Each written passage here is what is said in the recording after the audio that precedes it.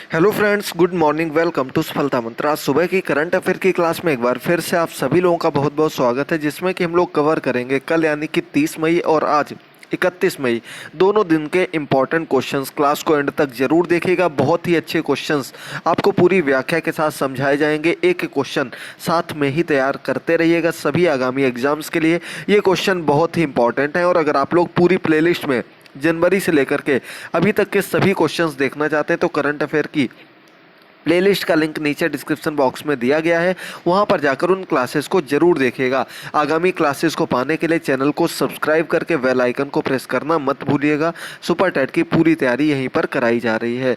पहला क्वेश्चन आपके सामने है, किस देश से संबंधित किस खेल से संबंधित किरणजीत कौर पर डोपिंग के चलते वाडा ने 4 साल का प्रतिबंध लगाया, बैन लगा दिया। तो दोस्तों, किरणजीत कौर भारतीय खिलाड़ी हैं, किस खेल से संबंधित हैं ये आप लोगों को बताना है। और सबसे पहले आपको समझना होगा वाडा। हमने अभी तक आपको नाडा बताया था। नाडा क्या था? ये नेशनल एंटी डोपिंग एजेंसी थी।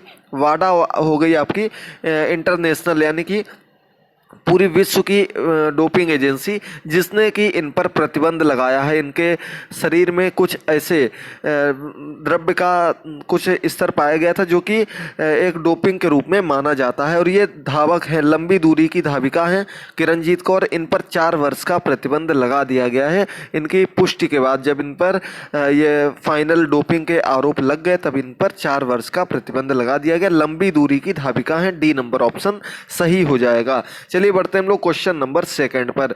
सेकंड नंबर क्वेश्चन है, भारतीय क्रिकेट कंट्रोल बोर्ड ने 2020 के राजीव गांधी खेल रत्न पुरस्कार के लिए किस खिलाड़ी के को नामांकित किया है? तो अभी नामांकित किया गया यानी कि बीसीसीआई ने, भारतीय क्रिकेट कंट्रोल बोर्ड है बीसीसीआई, तो इस बोर्ड ने हाल ही में अपने एक क्रिकेट खिलाड़ी का नाम भेजा है राजीव गांधी खेल रत्न पुरस्कार के लिए। तो इसका आपका सही आंसर हो जाएगा दोस्तों ए नंबर ऑप्शन, रोहित शर्मा का नाम भेजा गया। रोहित शर्मा को राजीव गांधी खेल रत्न पुरस्कार के लिए नामांकित किया गया है। इसके अलावा आपको जो 3 अन्य नाम दिख रहे हैं, ईशांत शर्मा, दीप्ति शर्मा और शिखर धवन, इन तीनों लोगों के नाम अर्जुन पुरस्कार के लिए भेजे गए हैं। अर्जुन पुरस्कार के लिए तीनों लोग और खेल रत्न पुरस्कार के लिए रोहित शर्मा का नाम भेजा गया है। आपको सभी क्वेश्चंस ऑप्शंस याद रखने हैं। क्वेश्चन नंबर 3, किस अंतर्राष्ट्रीय संगठन के डायरेक्टर टेड्रोस अधानम घेब्रेयेसस ने 27 मई 2020 को इसके स्वतंत्र संगठन होने की घोषणा की? तो दोस्तों, वर्तमान समय में लग रहे आरोपों के चलते, आपको पता होगा किस पर आरोप लग रहे, कौन लगा रहा है? तो अमेरिका ने आरोप लगाया है WHO पर, विश्व स्वास्थ्य संगठन पर, कि ये एक चीन के द्वारा चलने वाला संगठन है, चीन पर इसका पूर्ण अधिकार है, जिसके चलते इसके डायरेक्टर टेड्रोस ने बताया है 27 मई को घोषणा की कि एक स्वतंत्र संगठन है। और साथ ही साथ इन्होंने यह भी बताया कि अब इसके फंडिंग के तरीके को भी बदला जाएगा वर्तमान स्थितियों को देखते हुए। और चीन अमेरिका की ओर से फंडिंग को बंद करने के बाद अब इस संगठन ने अपने फंडिंग के नए तरीके अपनाने का एक सुझाव दिया है, ये डायरेक्टर के द्वारा दिया गया है। और साथ ही साथ स्वतंत्र संगठन होने की घोषणा भी की गई है। आगे बढ़ते हैं हम लोग क्वेश्चन नंबर 4 पर।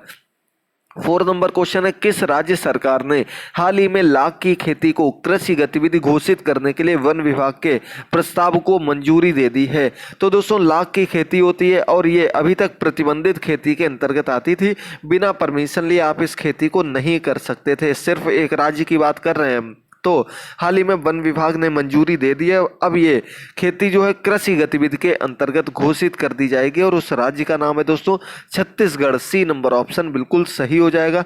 छत्तीसगढ़ राज्य में लाख की खेती को कृषि गतिविधि के अंतर्गत घोषित कर दिया गया है। क्वेश्चन नंबर 5 पर पहुंचते हैं, इसके पहले आपको बता दें दोस्तों, 69,000 भर्ती मामले में आज आप लोगों की जो आवंटन सूची आने वाली है उसके बारे में जैसे ही कोई न्यूज़ मिलती है आपको तुरंत अपडेट कर दिया जाएगा। वैसे उम्मीद है कि दोपहर में लगभग 12 बजे के बाद या उसके आसपास ये सूची जारी कर दी जाएगी। अभी तक जैसे अंदाजे लगाए जा रहे हैं, हर काम 10 से 11 बजे के बीच में कर दिया गया, तो हो सकता है थोड़ी जल्दी भी जारी हो जाए, क्योंकि सब कुछ तैयार है। सिर्फ जो सूची जारी करना है उसके लिए आप सभी लोगों को बहुत बहुत शुभकामनाएं। धैर्य रखिएगा, आगे सेकंड काउंसलिंग भी होगी, तो इसलिए निश्चिंत रहिएगा और परेशान होने की ज़रूरत नहीं है।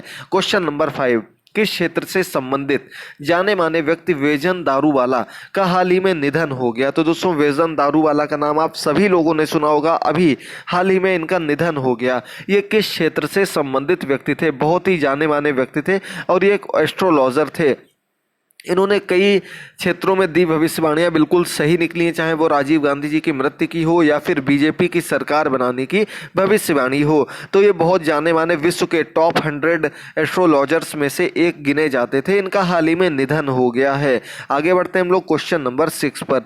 ब्रिक्स के टैक्स प्राधिकारियों के प्रमुखों की बैठक की मेजबानी किस देश ने की। तो दोस्तों ब्रिक्स देशों का समूह है और इसके ब्रिक्स देश के टैक्स प्राधिकारी जो हैं, टैक्स से संबंधित अधिकारी जो हैं, उनके प्रमुख की अभी हाल ही में एक बैठक आयोजित की गई थी। इस बैठक की मेजबानी किस देश ने की, आप लोगों को बताना है। हालांकि मीटिंग जो भी इस समय रखी जा रही है अंतर्राष्ट्रीय स्तर पर, वो सीधे सीधे वीडियो कॉन्फ्रेंसिंग के जरिए ही रखी जा रही हैं। उनका पूरा जो कार्य है वीडियो कॉन्फ्रेंसिंग से ही किया जा रहा है। हाल ही में इस मीटिंग को भी वीडियो कॉन्फ्रेंसिंग से रखा गया, लेकिन इसकी मेजबानी जो अध्यक्षता जो की वो रूस ने की थी। किसने की? रूस ने की। याद रखिएगा, आपका सी नंबर ऑप्शन सही हो जाएगा। इसके साथ ही साथ ब्रिक्स में कौन कौन से देश शामिल हैं देख लीजिएगा। ब्राज़ील, रूस और इसके बाद आपका भारत, चीन और साउथ अफ्रीका, ये देश ब्रिक्स के सदस्य देशों में से माने जाते हैं। इसका जो मुख्यालय है वो संघाई में है, चीन संघाई में इसका मुख्यालय है। याद रखिएगा, बहुत ही इंपॉर्टेंट जानकारी आपको पूरी व्याख्या के साथ समझाते रहते हैं। उम्मीद करते हैं आपको क्लासेस बहुत पसंद आ रही होंगी। अगर अच्छी लग रही हो तो दोस्तों अधिक से अधिक इनको शेयर करते रहिएगा और चैनल को सब्सक्राइब करिएगा। सुपर टेट की क्लास डेली शाम को 5:30 बजे आती है, जिसमें हम लोग अलग अलग क्वेश्चन टॉपिक्स को कवर कर रहे हैं। आपकी चैप्टर वाइज क्लासेस भी लेकर आ रहे हैं, उन क्लासेस को जरूर देखते रहिए। क्वेश्चन नंबर 7, किस राज्य सरकार ने प्रवासियों के लिए मुख्यमंत्री स्वरोजगार योजना का शुभारंभ किया। तो प्रवासी यानी कि जो उस देश के निवासी बाहर कहीं मजदूरी या कोई अन्य काम कर रहे थे और इस समय वापस अपने राज्य में लौट गए हैं, ऐसे लोगों के लिए मुख्यमंत्री स्वरोजगार योजना लागू की गई है और ये लागू करने वाला राज्य है आपका उत्तराखंड। उत्तराखंड में इस योजना को लागू किया गया। अलग अलग क्षेत्रों में अलग अलग रूप में उनकी योग्यता के अनुसार, उनके सीखे के अनुसार उनको अलग अलग योजनाओं के माध्यम से स्वरोजगार के लिए प्रेरित किया जाएगा। ए नंबर ऑप्शन सही हो जाएगा। इसके साथ ही साथ आपको बता दें दोस्तों, उत्तराखंड के एक मंत्री भी कोरोना पॉजिटिव निकल आए हैं, उनकी वाइफ भी कोरोना पॉजिटिव निकल आई है, महाराज जी उनका नाम है कुछ।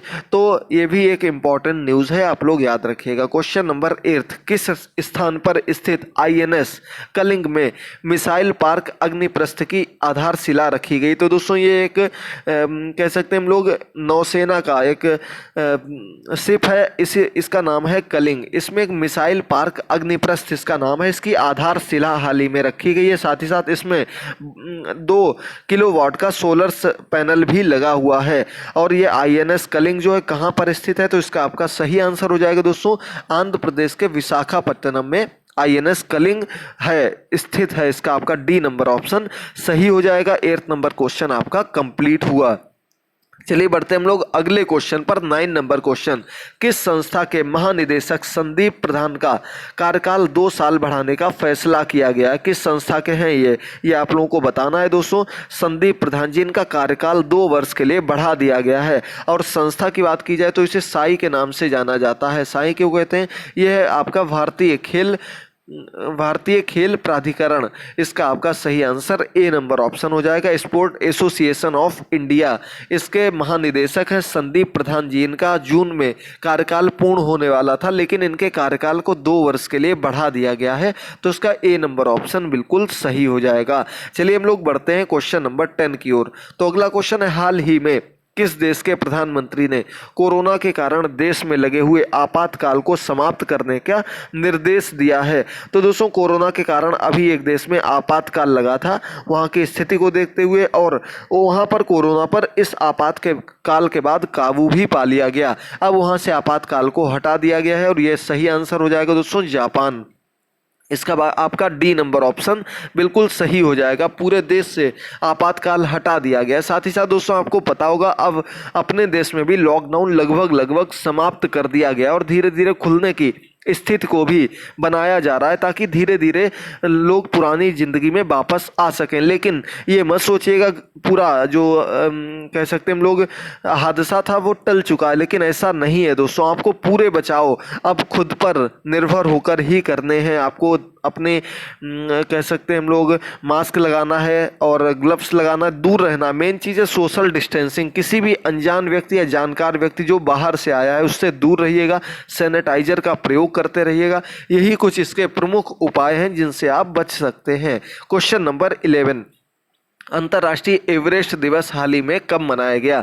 तो दोस्तों अंतर्राष्ट्रीय एवरेस्ट दिवस आपका मनाया गया था 29 मई को। इसका आपका सी नंबर ऑप्शन सही हो जाएगा। बहुत इंपॉर्टेंट क्वेश्चन है।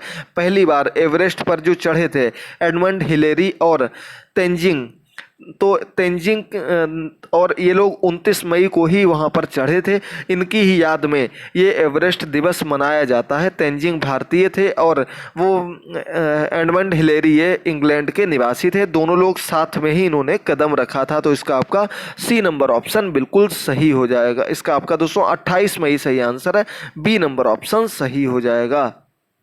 तो दोस्तों सही आंसर इसका 29 मई ही है। इसमें थोड़ा गलत हो गया, इसे हम सही कर देंगे। आपको जब पीडीएफ मिलेगी उसमें सही आंसर मिलेगा। अब आज का अंतिम क्वेश्चन है, देखिएगा जल्दी से। हाल ही में किस राज्य सरकार ने 800 किलोमीटर सड़क को हर्बल सड़क के रूप में विकसित करने की घोषणा की है? हर्बल सड़क क्या होता है? उसके दोनों तरफ इस प्रकार की वनस्पतियाँ लगाई जाएंगी जो किसी न किसी रूप में उपयोगी हों और वो एक हरियाली के रूप में भी दिखें। तो ये हर्बल सड़क कहलाएगी। दोनों तरफ इसके हरियाली लगाई जाएगी 800 किलोमीटर लंबी सड़क पर। और ये किस राज्य में घोषणा की गई? तो इसका आपका सही आंसर हो जाएगा दोस्तों Uttar Pradesh. D number option बिल्कुल सही हो जाएगा। आज के सभी क्वेश्चंस कंप्लीट हुए दोस्तों। अब बात करते हैं कल के क्वेश्चन की। तो कल की क्लास में हमने आपसे क्वेश्चन पूछा था। क्वेश्चन आपका था कि देखिए जल्दी से कि सेना के बड़े अधिकारियों की हाल ही में कहाँ बैठक आयोजित की गई? तो इसका आयोजन दोस्तों नई दिल्ली में किया गया। काफ़ी लोगों ने इसको आंसर भी किए। उन सभी लोगों का बहुत बहुत धन्यवाद। जिन्होंने क्लास ना देखी हो उनके आंसर नीचे दिए गए। सभी लोग आंसर जरूर करिएगा, अधिक से अधिक देखिएगा। और ये आपके 1 जून के क्वेश्चंस भी कंप्लीट हो गए हैं यहाँ पर। तो दोस्तों जल्दी से सभी लोग देख लीजिएगा किसने किसने सही आंसर किए हैं। काफ़ी लोगों ने आंसर किए थे। कुशल सिंह जी पूरी व्याख्या के साथ आंसर करते हैं। इन्होंने बताया 27 से 29 मई तक इसका आयोजन नई दिल्ली में किया गया, जिसमें शीर्ष स्तर के सभी अधिकारी कमांडर मौजूद थे। मोहित श्रीवास्तव जी, सोनल जी, प्रदीप जी, अमरीश जी, यशवंत जी, आरती जी, यशवंत, उपासना, इन सभी लोगों के आंसर आए। गुड मॉर्निंग, बहुत बहुत स्वागत है। क्लास बंद नहीं करेंगे, ठीक है आदित्य जी? आप लोग क्लासेस को जरूर देखते रहिएगा। हाँ बिल्कुल, मैसेज आपने कर दिया अभी तक? हाँ, रिप्लाई नहीं आया। काफ़ी मैसेज पढ़े, जल्द ही सभी लोगों को रिप्लाई कर देंगे। बहुत सारे मैसेज पढ़े। मोनिका जी, उपासना जी, निवेदिता जी, ललिता जी, सभी लोगों का बहुत बहुत स्वागत है। क्लास में देखते रहिए। अब आज का प्रश्न आपके सामने है, खेल को उद्योग के रूप में शामिल करने वाला पहला राज्य कौन सा बना? बहुत इंपॉर्टेंट क्वेश्चन है। दूसरे रूप में हमने पूछ दिया है, आपको पढ़ा चुके हैं क्वेश्चन। तो अधिक से अधिक संख्या में आपके आंसर आने चाहिए। जल्दी से कमेंट बॉक्स में सभी लोग बताइएगा आंसर क्या होगा, क्लास कैसी लगी, क्वेश्चंस कैसे लगे। आज की क्लास में इतना ही दोस्तों। थैंक यू दोस्तों, गुड बाय, टेक केयर।